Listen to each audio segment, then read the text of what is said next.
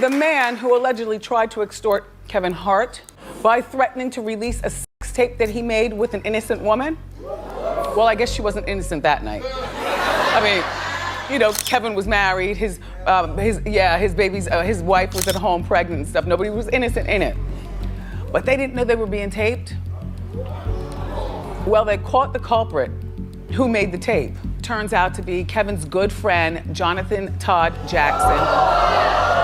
The camera was set up in Kevin's suite at the hotel.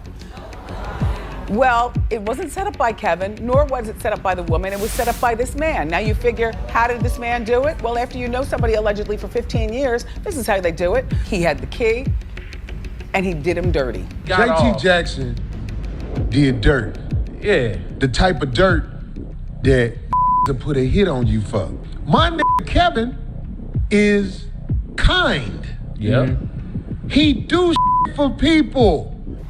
Kevin, you don't even have to do anything to try to ruin this man's career. It's already ruined. I say, not only won't he ever act again, his wife is probably looking at him hella crazy. That's probably a divorce waiting to happen because she's gonna look crazy. His kids are probably looking at him like, Daddy, is this how you be a friend? Is this really? JT, I hope you see this with your bitch ass on that gay network with your mother interview. GNN. Motherfucking fag, lawyer, everything. In the booty. Gay network. Y'all motherfuckers on there acting like somebody did something to y'all. If he walks in to get his, 7-Eleven, whatever, people are gonna recognize him and say, oh, you're that dude. On August 19th, 2017, actor and comedian Kevin Hart arrived in Las Vegas via private jet after his trip to Barcelona got canceled. In an interview with the Los Angeles District Attorney on September 18th, 2017, Kevin said, quote, "There's one party that I want to leave nameless because I know he's a married guy and I don't want him caught up in this stuff with me. My friend, he's a billionaire and I believe that he was the original target. I was supposed to go to Barcelona, Spain, but a terrorist attack happened, so I canceled my trip. And my friend was going to Vegas, so I said, well, I'm not going to Barcelona. I'll go and hop on the plane with you. He had his own plane. I said, when are you leaving? He was like, in about 25 minutes. I said, I can be there. I can make it. I'm already packed." According to Kevin, when he arrived at the airport, his friend was there with 3 women, Montia Sabag, Morgan, and Claire. Because Kevin and his friend ran in the same poker circle, Kevin assumed that's how his friend knew these women. In his interview with the DA, Kevin said, quote, "We all run in the same circles. We all play poker. We play high-stakes poker together. We're gambling buddies, for lack of a better word. So I think some of the girls may have worked some of the games, and that's where they knew him from. I've never seen any of them. So because they were with him, I'm thinking they're cool girls." According to Kevin, his friends Damien, John, and Jonathan Todd Jackson, also known as JT, accompanied him on this trip. Upon landing in Las Vegas, his billionaire friend checked into the Venetian Hotel with the women, while Kevin and his entourage checked into the Cosmopolitan. After putting his luggage in his room, Kevin went to go play poker. While there, he got a call from his billionaire friend, inviting him out to dinner.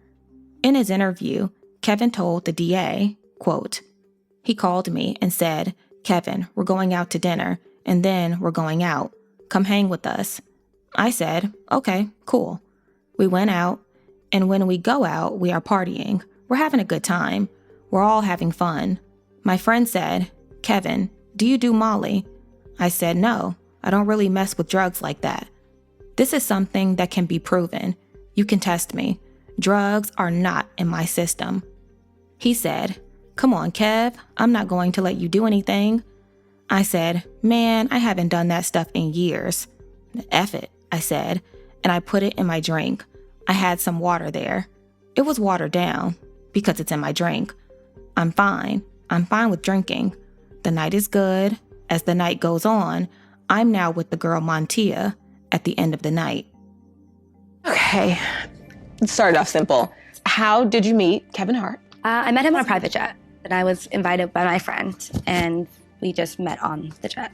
Montia, the woman caught up in the Kevin Hart Sextortion cheating scandal, shared how the two first met while flying to Las Vegas with friends. I mean, what were you thinking when you first met him? I wasn't like starstruck or anything like that, but yeah. Did you think he was cute? Yes, he's an attractive man. So when did you meet up again? Well, I was with my girlfriend, and we went to dinner, and we met up with her friends, and then he ended up coming in briefly for just like the end of dinner. How do you end up hanging out in a hotel room? So at the nightclub, we like had like a little conversation, but there wasn't like, much conversation. We were all gonna just hang out afterwards. It wasn't like, let's go to the hotel. It was just, we were all gonna go hang out. That's exactly what we did. After a night of partying, Montia reveals she and the married father of two left their friends to be alone. Can you describe that to me? Like how it becomes a conversation where it's, hey, let's the two of us hang out. Right. I feel when two people are attracted to each other, or they have some kind of attraction towards someone, I feel like you don't really always talk about, what's gonna happen. It's not like, oh, I think you're cute, okay. Like it just kind of happened naturally. You guys just got up and walked, separated yourselves. Correct. According to the lawsuit, Kevin, Montia, Morgan, and Kevin's bodyguards went back to Kevin's hotel suite at the Cosmopolitan. After instructing the women to shut off their phones, Kevin locked up his jewelry and gave his casino chips, which were in the amount of at least $200,000, to his bodyguards, who later left. From there, Kevin and the women continued to party and drink. In his interview, Kevin said, quote, "At this point, I've been with them. They've been there. They were on the plane. I'm not going to lie. My comfort level with the girls was comfortable enough to say, okay, guys, go ahead and y'all go make these drinks. We took these shots and we took a drink. After I took the shots and drank, I went, look, I'm effed up. I said, you're more than welcome to stay. I know it's late. Y'all can stay. I go upstairs. Me and Montia, we were flirting and stuff, but there was nothing locked in. It wasn't like we left and I was like, I'm sleeping with you tonight, or anything like that. It was a nice flirt, and I knew that it could happen if I wanted it to. I didn't press the issue because at this point, I really didn't want it. So at this point, I go upstairs. I laid in bed. I'm dressed. I didn't get undressed. And where it gets foggy is I don't remember what Morgan saw. I don't remember if Morgan left when I went upstairs. I don't remember if Morgan took a second and came upstairs. I remember Montia got in that bed. I remember that. In the lawsuit, Kevin asserts that he and Montia were not intimate that first night in Vegas, but that they would be intimate the following morning. In his interview with the DA, Kevin recalled the moment he and Montia had intercourse and how he believes someone planted a camera in his room without his knowledge or consent. He said, quote, "The following morning, she woke me up. Now here's the thing about the Cosmopolitan Hotel. The mirrors are on the side where you walk into the room. They placed the camera on the opposite side of the room to face the mirror because nobody's able to know how to do that. And there's no way that they would have known to do that if they didn't come into that room while I was asleep. Before that, nobody was in my room. Nobody else was in my room. They were over at the other hotel with my friend. Nobody else was with me. Nobody.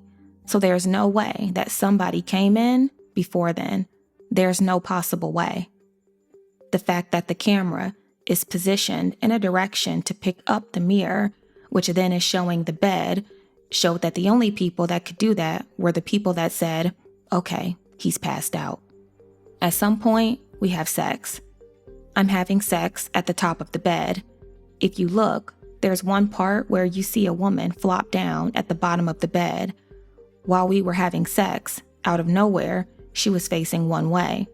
She turns, and it's in the morning, and at this point, I'm in it. I woke up. I'm a bit discombobulated, but I'm in it. I'm not going to turn away from it. It's going down. She throws herself backward on the bed, and that was her attempt to get closer to the camera. When she did that, I pulled her back. You never see me having sex in that area. That's when she got up.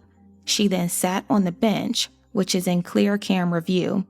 She sat on the bench and started talking to me. And in that video, if you look, there's a moment where I walk around and I look at her phone. She called me over there to say something to me, so you can get a clear view of me. There's no way that anybody that was not involved in that would not know the exact spot to talk to me in. Because after sex, why not come up to the bed where I was sitting for a second to talk to me? Why go all the way out the bed, sit on that bench and say, hey, come here? Why? Did you know someone was filming your interactions Absolutely with him? not. In the living area of the suite? No. Now that obviously you know that, do you believe you know who did the filming? I have my suspicions now that I've had, a lot of time to, really like think, but also I can't really discuss that because there's an ongoing investigation. Did you know he was married? I did not know he was married. I found out after we already had been together, so I did not know at first. How did you feel when you found that out? I was a little bit upset about it. I didn't think of anything of it because he made me feel like the way he was acting didn't seem like he was married. At that point, did you find out he had a pregnant wife at home? I did not know at that time, no. I'm curious how you found out. A girlfriend told me. And you found out on the third day? I want to say the second, yes. Did you say something to him about that? No. You weren't upset by that? I wouldn't say I was upset. I was just more or less, confused. I don't know. There's obviously a connection. I'm not just someone that he was with, there was more to that, so. Do you regret what happened with Kevin?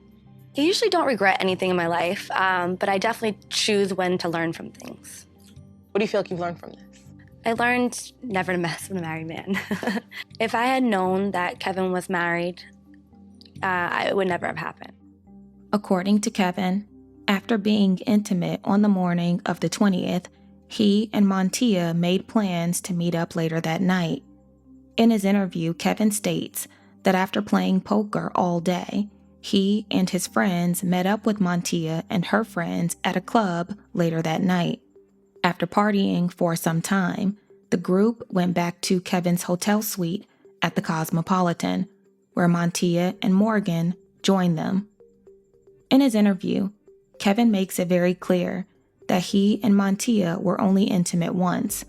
According to his timeline, he arrived in Vegas on the 19th of August, had intercourse with Montia on the morning of the 20th, and flew home to Las Vegas on the 21st.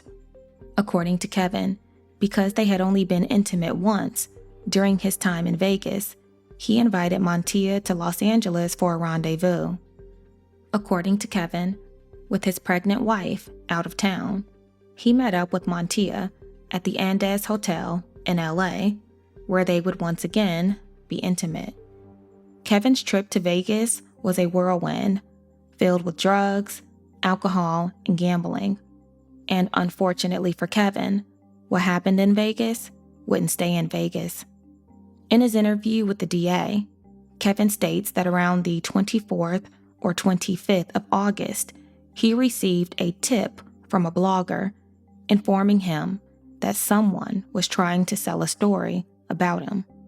He said, quote, "I'm in LA, and a lot of my relationships are high with the blogs and people that run the blogs.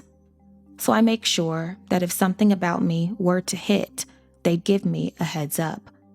Fred, from Media Takeout, told me somebody was trying to shop something around. When he said that, we said, well, what are they asking for? He said, there's no price. He said they sent an email saying, just know that this is not going to come cheap. We got something that can ruin Kevin Hart's career. When that was said, I immediately called Fred on the phone, and I said, somebody has been saying somebody got something. How do we handle it? Fred said, look, I'll help you. Just let me know what you guys want me to do. And we said, engage. So Fred says, all right, I'll engage. And then they send the screenshots. And the screenshots that they sent was me laying in the bed with the girl. And when I first saw it, I said, oh geez, you got to be effing kidding me. You gotta be effing kidding me. According to Kevin, he instructed Fred from Media Takeout to negotiate with the extortionist. In his interview, Kevin tells the DA that they negotiated a settlement agreement that was between $30,000 to $60,000, but that the deal unfortunately fell through. He said, quote, they were supposed to meet in LA and basically give the content to us and sign the contract, and we can wash our hands of all of this. And at the same time, on my side, we had private investigators try to track down where Montia was, so we could get as much information on her as possible. When asked to give a description of Montia, Kevin told the DA, quote, she's maybe 5'3", thick girl, attractive. She looks like a couple different ethnicities. She's definitely mixed. Her hair was brunette, and you could tell that she wasn't a girl that had a bunch of money, but she put on outfits to where she came across like she took care of herself. The upkeep was okay. And when I saw her in LA at the Andes Hotel, she didn't have any of the stuff that she had in Vegas. None of it. She didn't have any of the bags that she had. She didn't have the same purse. Her carry-on may have been the size of my thigh. So when did you find out, though, that there was a video that someone was shopping to media outlets? I received a phone call from a lawyer. And at that point, you didn't even know a video existed? Yeah, no idea. How did that make you feel when you found out that someone was shopping this video around, and it's a private video? At first, I was kind of confused. I mean, I was nervous because I was just like, who has it? What video? Like, first of all, what video? Have you seen any of the footage that someone is shopping? I've only seen the video that was put online. What were your thoughts when you saw that? I was mortified. It was crazy. I mean, it's very difficult to watch. Though she admits she and Kevin had an intimate relationship, Montia denies having anything to do with the illicit recording or any extortion attempts. You were accused of trying to shop the video Correct. or extorting him, or both? Well, at first I was shopping the video first, and then later on came the extortion. According to the lawsuit, the blackmailer would send Kevin's wife and Nico a text message with a link to a Dropbox that contained footage of Kevin and Montia having intercourse. According to Kevin's attorney, Andrew Bretler, the message said, quote, it was very easy to find your contact information online. Here's a link to evidence of your husband cheating on you on August 17th or 19th or something like that. According to Bretler, the blackmailer would also reach out to Kevin via direct message on Instagram demanding $15 million. In an attempt to get ahead of the scandal, Kevin made the following post to Instagram on September 16th, 2017. I'm at a place in my life where I feel like I have a target on my back, and because of that, I should make smart decisions. And recently, I didn't. I'm not perfect. I'm not going to sit up here and say that I am or claim to be in any way, shape, or form. And I made a bad error in judgment and put myself in an environment where only bad things can happen, and they did. And in doing that, I know that I'm going to hurt the people closest to me, who I've talked to and apologized to, being my wife and my kids. And I just, it's a shit moment. It's a shit moment when you know you're wrong, and there's no excuses for your wrong behavior. At the end of the day, man, I just simply got to do better. I said I'd rather fess up to my mistakes. What was your reaction when you're sitting at home and you see Kevin Hart's apology video? But I'm not going to also allow a person to have financial gain off of my mistakes. I was confused because I wasn't sure if he was saying that I was the person. I knew I was just previously with him, so I took it as that's what he was saying. And when he's talking about he made a mistake, did you immediately think that he could be talking about you? Yeah, that's... Well, yeah, yeah. Following his apology video, Kevin, along with his lawyer, Andrew Bretler, met with the Los Angeles District Attorney, Robin Letourneau, on September 18, 2017. In the interview, Brettler recounts a conversation he had with Montia's lawyer, Phil. It's important to note that although the video hadn't been released yet, images of Kevin and Montia were floating around online. According to Brettler, Montia would somehow be identified, which greatly upset her lawyer. In the interview, Brettler said, quote, "Phil called me up. He's like, 'What the hell is going on?' And I said, 'Look, I don't know. I don't know if your client is running her mouth.' Phil goes, 'I'm trying to keep her from running her mouth, but she's a difficult one.' I said, 'Well, look, the more she talks about this, the more her name's going to be in the press. And it sounds to me that people are starting to figure out who she is because her pictures went up on TMZ and some other websites. So I think it's just a matter of time before her name is out there.' He goes, 'I know, it's ruining everything.' And I'm like, 'Look, I don't know what you want me to tell you.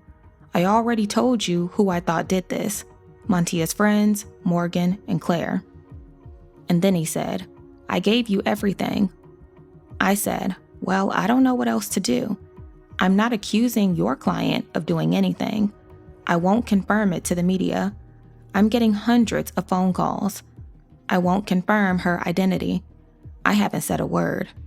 And he says, 'Well, somebody's talking.' And I'm like, 'Well, clearly she's talking.' And he's like, 'I know, she's difficult. She wants to go to the press and tell her story.' And I'm like, well, the more she talks, the more that this is going to be out there. I don't know what you want me to tell you.' And he says to me, 'Well, do you want her to sign an NDA?' And I said, 'Now? After everything's out there?' I'm like, this is the same NDA that you wouldn't sign unless we paid her $420,000. And he's like, 'I don't know what to do.' I said, 'This is out of my hands right now. We turned everything over to law enforcement. I'm not having any more conversations. I'm not doing any more deals. That's it. This is out of my control. This blew up into something that no one ever envisioned, and I'm not having her sign anything.' And he says, 'Well, maybe she would sign an NDA for you.' And I'm like, what's the point of an NDA now? Everything's out there. And he's like, 'I don't know. I agree. I guess I agree.' And he gets off the phone, and he just sounded so out of his depth. From Brettler's perspective, he believed that Montia and her friends set this whole thing up, and that Kevin's nameless billionaire friend was the original target. But when the women found out that Kevin was going to Vegas too, they changed plans and went after Kevin because he is more well-known. Additionally, Brettler theorized that despite Kevin admitting to taking Molly his first night in Vegas, he believed that Kevin was drugged throughout the duration of the trip, which would explain his behavior. Following Kevin and Brettler's initial interview with the DA, Montia held a press conference with attorney Lisa Bloom on September 20th, 2017. Good morning. I am attorney Lisa Bloom, and I'm very pleased to represent Montia Sabag. Montia is a crime victim. Someone apparently snuck cameras into Kevin Hart's private hotel suite in Las Vegas and recorded bedroom images of the two of them. It is a crime to secretly put a camera in a private place like a hotel room. It is another crime to secretly record people in a private place. It is yet another crime to disseminate those images. Montia is therefore the victim of multiple felonies under state and federal law. Montia and I are not asking for a cent from Kevin Hart. This is not about money. We are not suing him. We are not making any claims against him. Any reports to the contrary are false. Kevin Hart appears to be the victim of this criminal, just as Montia is the victim of this criminal. We invite Mr. Hart to join us in bringing the perpetrator to justice. And to those who are making malicious, false statements about my client, Montia, do the right thing and stop now. And if you do not, we intend to hold you accountable as well. To the criminal who did this, I say, you belong in prison, and we are going to find you. If anyone has information about this crime, please contact me at thebloomfirm.com. Thank you. Montia will not be answering any questions today. I will answer a few questions. Why did she demand money for the lie detector to take the lie detector? She is not demanding any money. That is the end of that. She's not demanding any money, and that is a false statement. What dates are we talking about? Was it a series of dates and more than one city? And if so, what are the dates and where was this? It was approximately a month ago in Las Vegas. Will she be willing to take a lie detector test? I don't believe in lie detector tests. I don't have any of my clients take lie detector tests. They're not admissible in court. There are high false outcomes to lie detector tests, so I don't see any purpose in that. How long was she involved with Kevin Hart for? It was briefly about a month ago. Have you talked to law enforcement, and will you talk to law enforcement? We will be talking to law enforcement immediately because that's what crime victims should do, and I will be going with Montia to talk to law enforcement. Has Kevin Hart reached out to her? Not recently. There have been discussions in the past, yes. Is it your belief that there are sex tapes out there? Well, we have seen online the same thing that many of you have seen, which are very disturbing images that appear to be of Montia with Kevin Hart about a month ago in Las Vegas. And she had nothing to do with it. She did not consent to it. Are you saying she had a sexual relationship with him? She had an intimate relationship with Mr. Hart about a month ago, yes. How many days were they together? We're not getting into that. Does she have any idea who's behind this? She does not have any idea who's behind this, but she's willing to cooperate with law enforcement and give them all the information about people who may have been there, you know, who could be possible suspects. We don't know sitting here today who it is. It was a hotel? Have you guys talked to the hotel? It was a hotel, yes. Did she know he was married? I'm not going to answer that question. Okay? Thank you, everybody.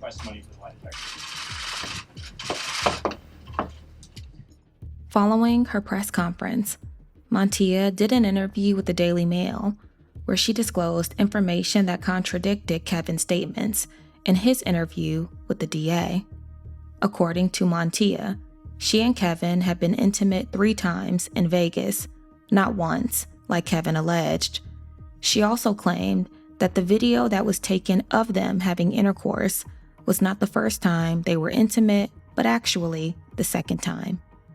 On January 23, 2018, about 5 months after the scandal first broke, the Los Angeles District Attorney's Office raided the home of Kevin's friend, Jonathan Todd Jackson, also known as JT.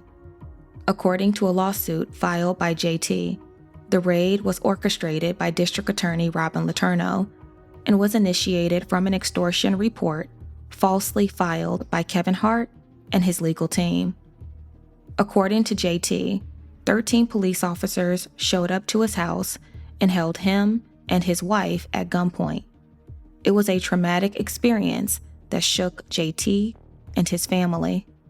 Let's kind of go into the Vegas trip real quick. Okay. Do you remember like that day, or what was it? You said it was you and your wife went, or just the boys? Nah, it was just me and the homies. You know what I mean? And we all just kicked it. We all, we had a great time.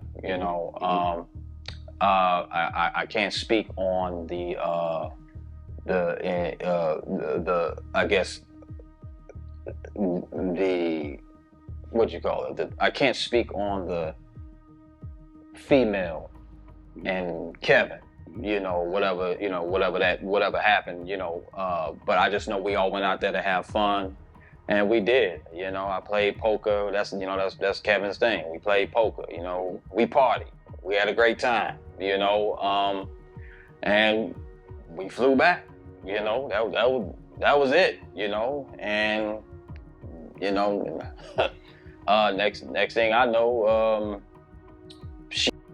I want to say maybe 4 months later, January 23rd, on the day of my wife and I's anniversary, they kicking in my door.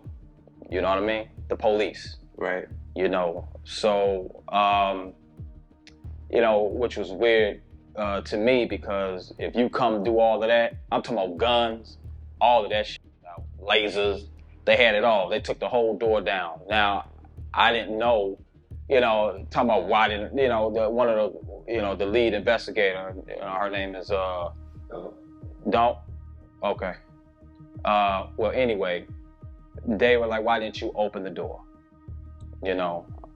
And I know why I didn't open the door because, you know, look, man, I own, you know, I own weapons, and I went to the door because I thought the way I thought somebody was trying to come in my house. Wow. So I went to the door, you know, with the thing, you know, the thing, quotes, you know, the gun, and I had it loaded, and I didn't know who was. I thought somebody was coming, like break. Right. And you know the story, you know, black man with a gun. They come in, boom. Now I'm either dead or whatever the case may be. It was I rather them come in and just take down the door and all that stuff, man. So anyway, that really pissed me off, man. Following the raid, JT would be arrested on April 30th, 2018, and charged with attempted extortion and attempted extortion by threatening letter after Kevin Hart allegedly received an extortion email from an alleged Juan Carlos 3 days prior on April 27th. In this alleged email, the extortionist demanded 20 bitcoins to prevent the release of Kevin's tape with Montia, which according to JT's lawsuit filing, had already been publicly released 8 months earlier. Additionally, the email included accusations of molestation and attempted rape. The email read, quote, "We have your sex tape. We also know about the molestation attempted rape. For the first and last time, hereby instruct you to send 20 bitcoins to the Bitcoin address. We will email to inform you within half an hour of transaction where to collect the copy, and we shall destroy all other copies we have. We promise we shall never share with the Nico or anybody else. We shall not distribute this material whatsoever. This email is also a non-disclosure agreement. This is non-negotiable. We are saving your divorce dime, man. Comply by Tuesday, May 1st, 2018. Signed, El Jefe." Upon his arrest, JT's bail would be set at $100,000.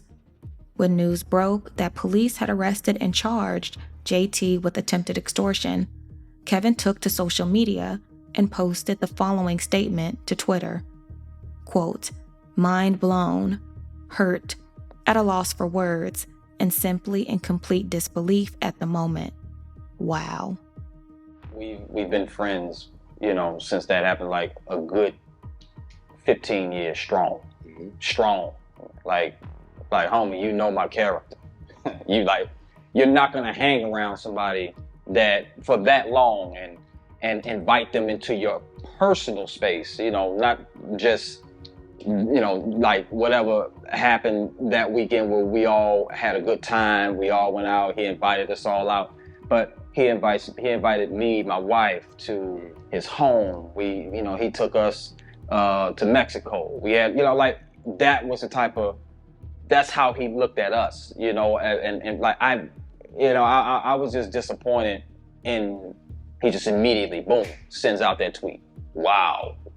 Whatever else said, you know. Got you. Yeah, and I was just sat there and I was just like, really? You know what I mean? Like just like that, 15 years, you don't wanna wait for the facts, you don't wanna talk to nobody, you don't wanna. So there was no call to you? Nah, and that was another thing. If you thought that I did something to you and we're like this, and these accusations that they're accusing me, your boy, for 15 years, you don't want to sit down and talk to me, brother? You don't want to look me in my eye and be like, you know, like he never ever sat down and called me on the phone to say, yo, we need to talk, you know? And I just found that odd, you know? That's 15 years, brother. Come sit down with me. Talk to me. I wanted to talk to him. Like, yo, what, hey, you know, that none of that never happened. Following JT's arrest and Kevin's tweet, Montia's lawyer, Lisa Bloom, would also release a statement.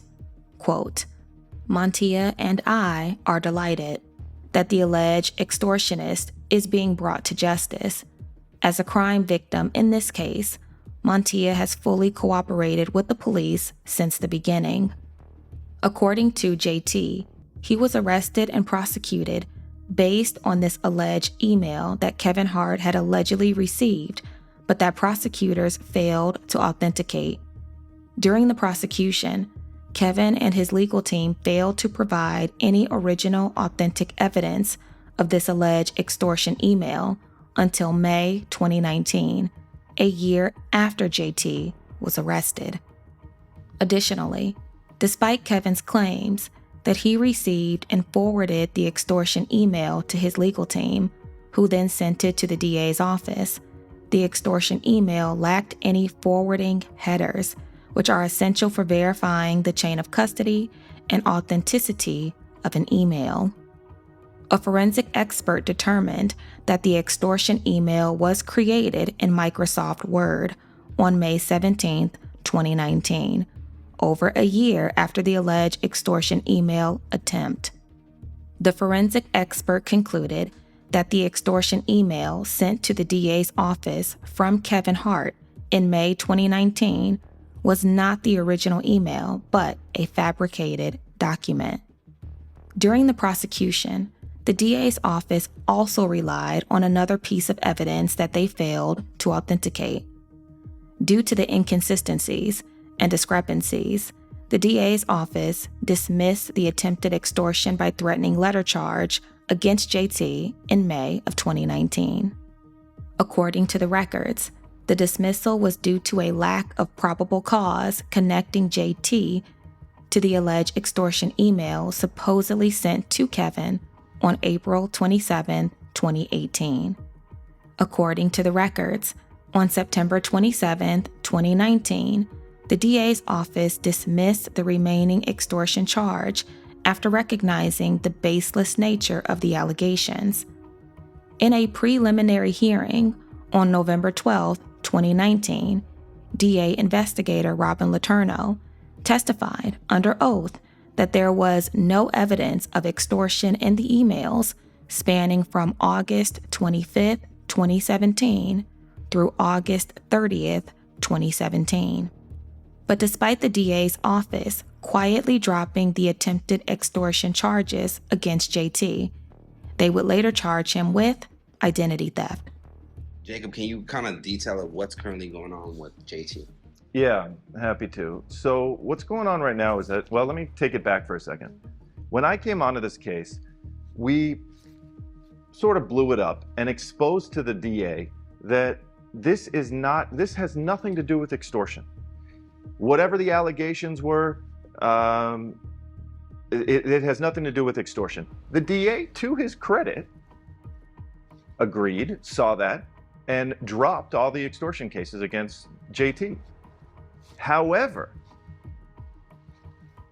that wasn't it for the DA. They have an attitude of they won't stop at anything for this case. They have it out for JT and they will stop at nothing to get him. And that's what's very problematic about this case, because, and that's unique to Los Angeles especially, because what we have going on right now is a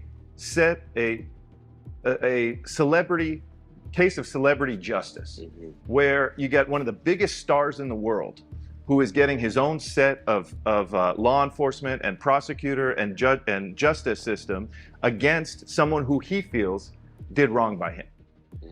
And that's not okay. We can't stand for that anywhere in our system. So you hear a lot about what's going on in the news now with criminal justice reform and police officers and law enforcement and prosecutors manipulating evidence, changing evidence, falsifying evidence. That's exactly what has gone on in this case. It started from the beginning. The original search warrants against JT were fraught, against not just JT, other companies as well, were fraught with errors, misstatements, untruths. I don't want to use the L word, Something real close to that, something real close to lies, okay? Omissions, material omissions, riddled with it. Nothing was true. I mean, from the simplest thing, it said in the warrants that Kevin Hart received a text message at his home in Los Angeles County. Not only, they knew full well, he never received a text message, A, and B, he was not even at his home in Los Angeles County. A simple Google search showed that he was on tour in North Carolina at the supposed time he received a text message, which he didn't. No effort was ever made to correct that misstatement. Okay, so the reports are filled with these kind of inaccuracies. Now, when you fast forward, once the DA realized that and realized that they got it wrong, okay, and that's okay, you can get things wrong, and they realized that they got it wrong. What they should have done is dropped the case, walked away. You know, what Kevin Hart did in Las Vegas, that was a bad move on his part. That was a mistake on his part. But what happened is that Kevin got together a team of very powerful and well-known attorneys, together with his whatever agents, managers, what have you, and they basically concocted a story to make Kevin look like the victim in the case.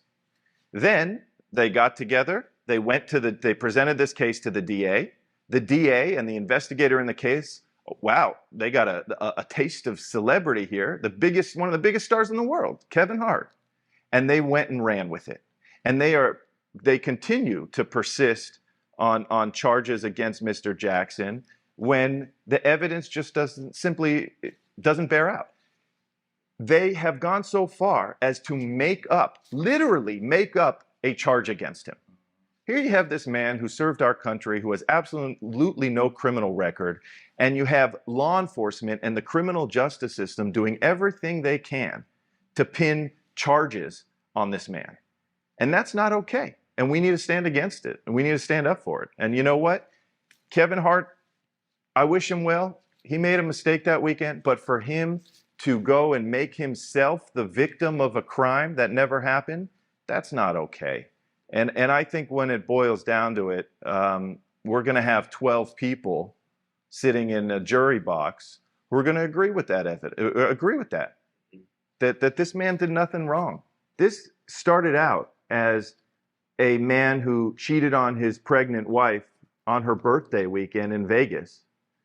That's how the story was run for a long time. And Kevin's team was successful in shifting that narrative to Kevin being the victim of something that happened in Las Vegas.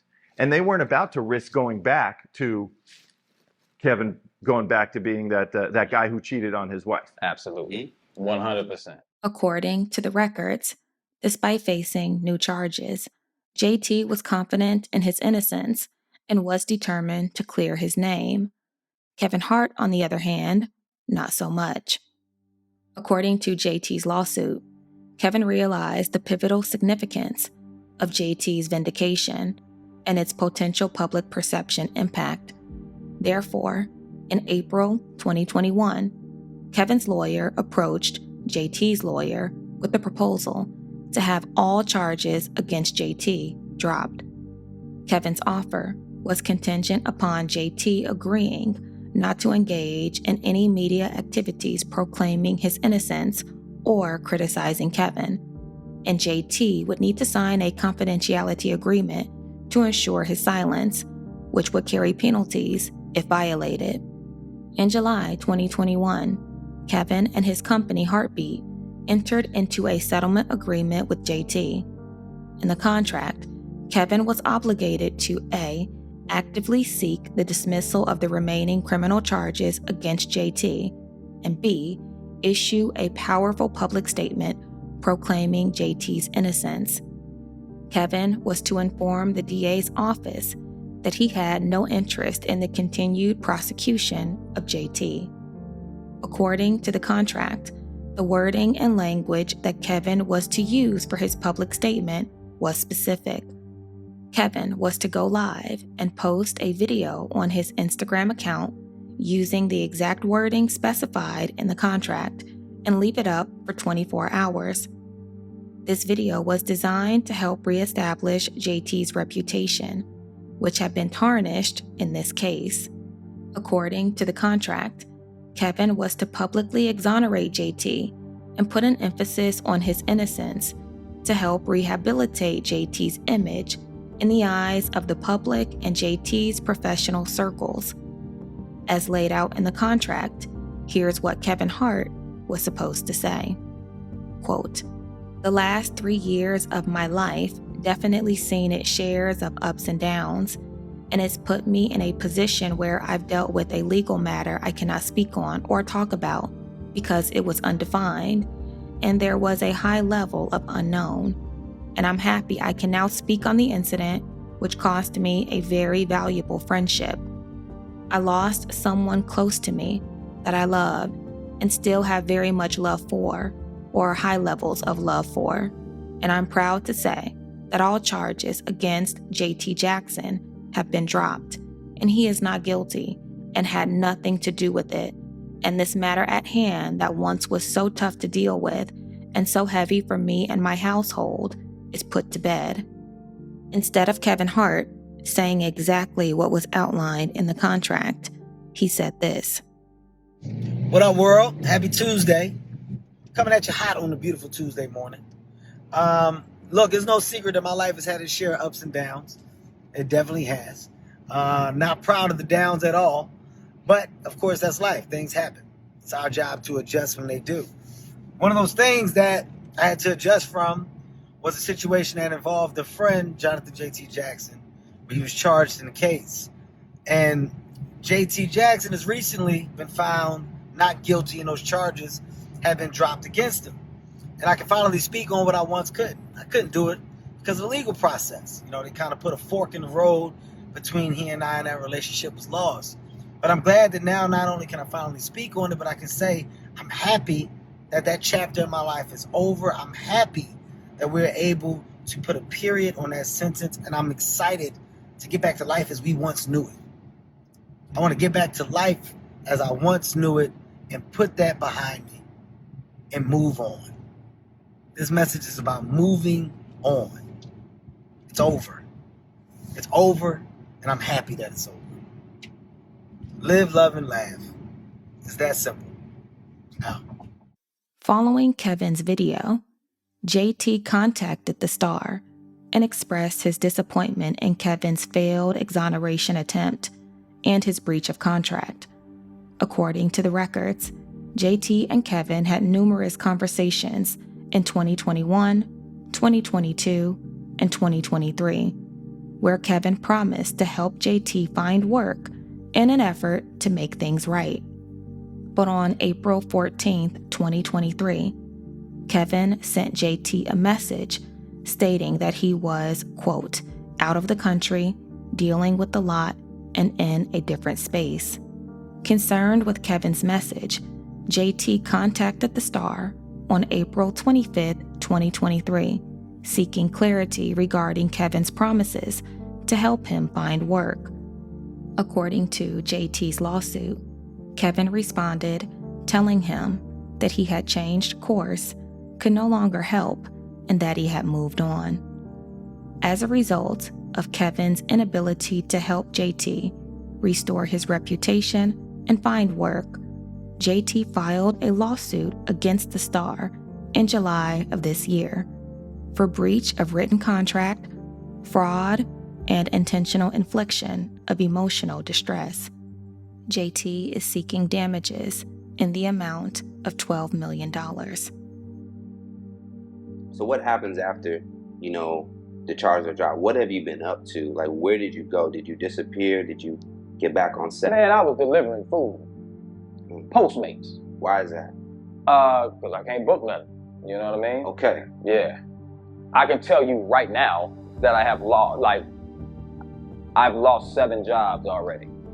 And the person that told me that, I would never mention that person's name, but they did tell my agency, he lost a job because of this.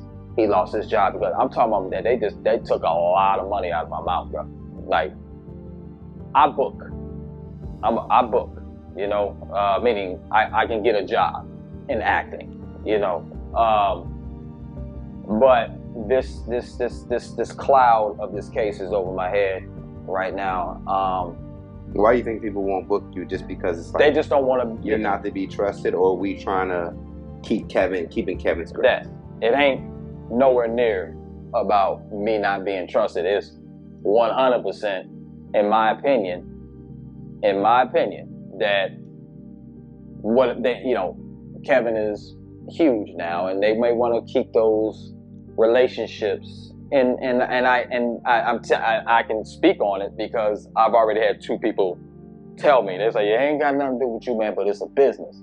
You know what I mean? So the business is that I can't fuck with you, Jay, until you clear whatever you got going on. You got to clear that up, because they want to hire me, but they don't want to cross that bridge with this person's team over here, because they may want that person, they may want Kev or somebody, and they be like, nah, and if they hire me, they be like, nah, you hire JT. So what needs to happen for your name, you think, for this light to be at the end of the tunnel?